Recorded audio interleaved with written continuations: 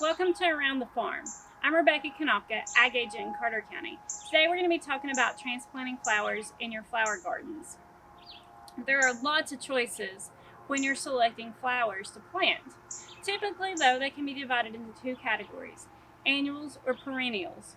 Our annuals live out their life cycle in 1 year, so they germinate, grow, bloom, and go back to seed in a summer's time. So they produce lots of color throughout the summer and are easy to grow, but you'll have to replant next year unless they come back from their seeds.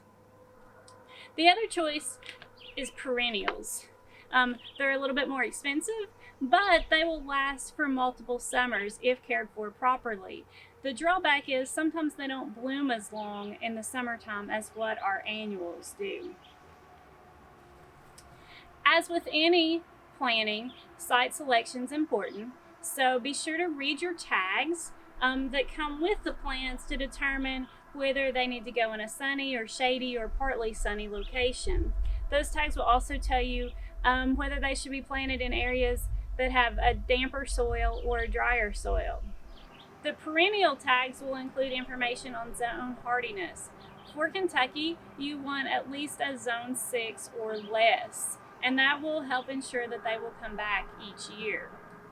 After we've selected a proper site, you can go ahead and start digging your hole. You want to make sure that you loosen the soil up at least 12 inches deep, and that will allow your roots to spread out and grow easily to properly support your plant.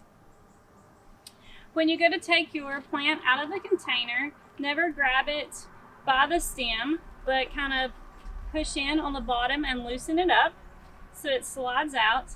And if you have a plant that's like this, that's root bound, where it's been growing in this container for a while, you want to break these roots off, because if you plant it the way it is now, it's going to continue to grow in that same root bound formation. And you want these roots to be able to spread out in your soil. Okay. So we're going to break that off a little bit and give those roots a chance to spread out. And you'll break some of them off, and that's okay.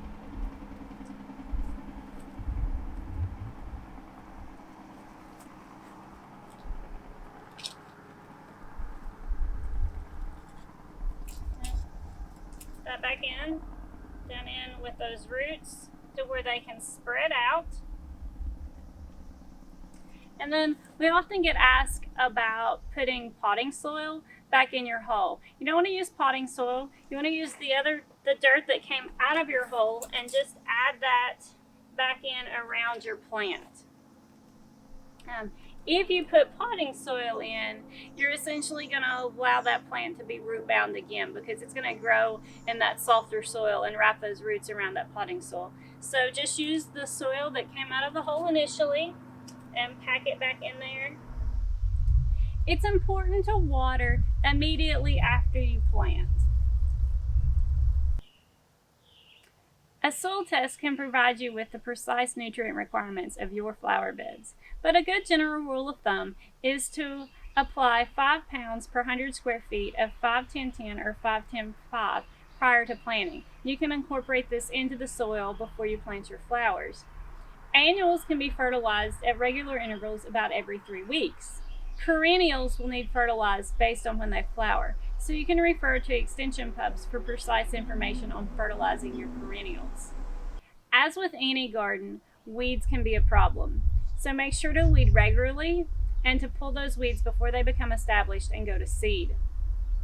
Mulching can help with weed control as well as helping with moisture control. It's important that annuals are watered throughout the growing season because they don't have a deep root system. Perennials also need to be watered thoroughly, especially during their first year of growth while that root system is developing. So make sure to water thoroughly, deeply, and slowly, but also don't overwater. Our last tip for the day is deadheading. The plant's ultimate goal is to produce seed. So if you remove the blooms once they've withered, the plant will try to produce more seed and will rebloom. It's important to remove the blooms, though, before the plant has had a chance to produce seed. and this will help extend the bloom time of your flowers. If you have questions about your flowers, feel free to contact your local county extension office.